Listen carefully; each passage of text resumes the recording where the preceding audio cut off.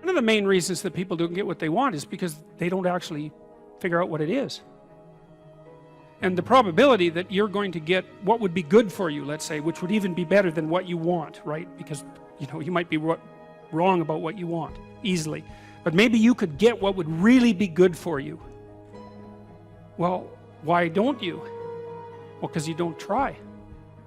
You don't think, okay, here's what I would like if I could have it. And I don't mean in a way that you manipulate the world to force it to deliver you goods for status or something like that. That isn't what I mean. I mean something like, imagine that you were taking care of yourself like you were someone you actually cared for. And then you thought, okay, I'm caring for this person. I would like things to go as well for them as possible. What would their life have to be like in order for that to be the case? Well, people don't do that. They don't sit down and think, all right, you know, let's figure it out. You've got a life. It's hard, obviously. It's like 3 years from now, you can have what you need. You got to be careful about it. You can't have everything. You can have what would be good for you, but you have to figure out what it is, and then you have to aim at it. Well, my experience with people has been if they figure out what it is that would be good for them, and then they aim at it, then they get it. And it's strange because they don't it's a strange thing. It's not quite that simple because, you know, you may formulate an idea about what would be good for you, and then you take 10 steps towards that, and you find out that your formulation was a bit off, and so you have to reformulate your goal. You know, so you're kind of going like this as you move towards the goal. But a huge part of the reason that people fail is because they don't ever set up the criteria for success. And so, since success is a very narrow line and very unlikely, the probability that you're going to stumble on it randomly is 0. And so there's a proposition here, and the proposition is, if you actually want something, you can have it. Now the question then would be, well, what do you mean by actually want? And the answer is that you reorient your life in every possible way to make the probability that that will occur as certain as possible. And that's a sacrificial idea, right? It's like, you don't get everything, obviously, but maybe you can have what you need, and maybe all you have to do to get it is ask. But asking isn't a whim or today's wish. It's like, you have to be deadly serious about it. You have to think, okay, like, I'm taking stock of myself, and if I was going to live properly in the world, and I was going to set myself up such that being would justify itself in my estimation, and I don't mean as a harsh judge, exactly what is it that I would aim at? People say this courage, they talk to me about my courage fairly frequently, and that's not right exactly. I just learned to be afraid of the right thing. And I really mean that. I mean, I saw an endless repetition in my clinical practice and in my own private life, when my eyes were open, the consequences of not saying what was true. It's like, whatever hell you might fall into by opening your mouth when you have something to say that isn't popular, it's nothing like the hell that you're going to envelop yourself in if you lose control of your own tongue and mind. And like I said, in my clinical practice, I never saw anyone get away with anything even once. And so all you have in a situation like that is what is the truth. Now, you know, of course, you only have your approximations to the truth, but that's better than nothing. And so you need to be afraid of the right thing, and you should be afraid of contaminating your soul with deceit. That's what you should be afraid of. That will definitely do you in, and I know exactly how. What happens is, you know, garbage in, garbage out, the old programmer saying goes, and so you'll fill your head with nonsense and no one will call you on it except you, but you can still that voice if you try hard enough. You just wait until you get in real trouble.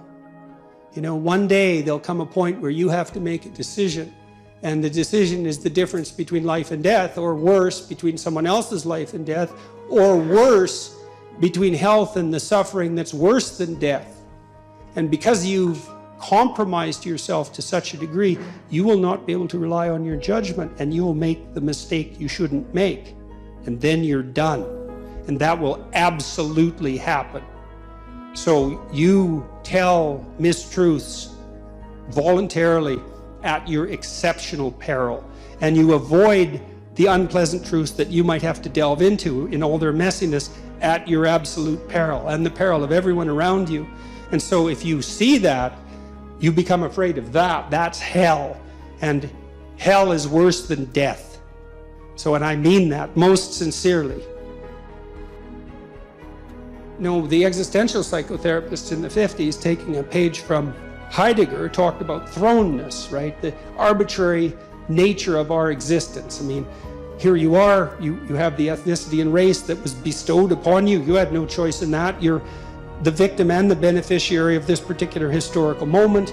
You're the victim and beneficiary of all the atrocity and the wonders of the past. You deal with your own emotions. You deal with the fact of this specific time and place, all of that. And there is a sense of, there's a sense of mortality, certainly, that's associated with that, with finitude and mortality. And you can easily say, in some sense, that we're all victimized deeply by our own susceptibility to vulnerability and tragedy. And I think that's true. But then the question is, what's the best way of dealing with that? And falling prey to it. When my daughter was young, she was very ill.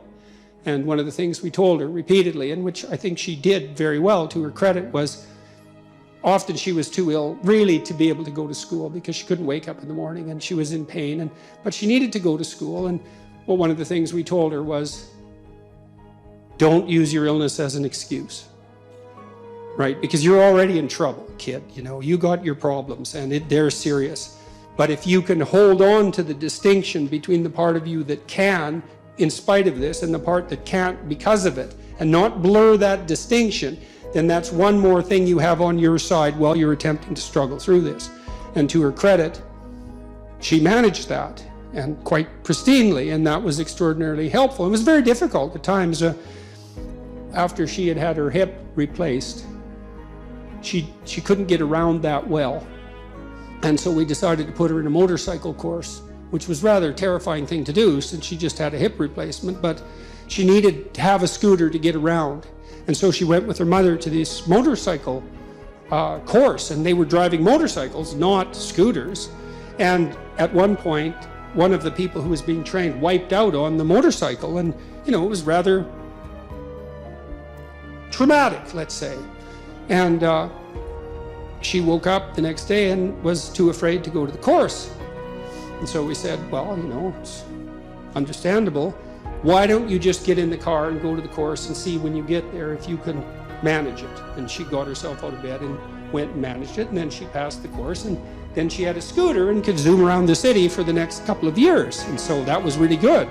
But it was very hard to draw that line, right? Because in some sense, she'd been victimized by this arbitrary illness. And, you tend as a parent to have an outpouring of empathy, the empathy that can destroy under those circumstances, because you coddle the person more than is absolutely necessary, right? And you have every reason to, because they're suffering like mad.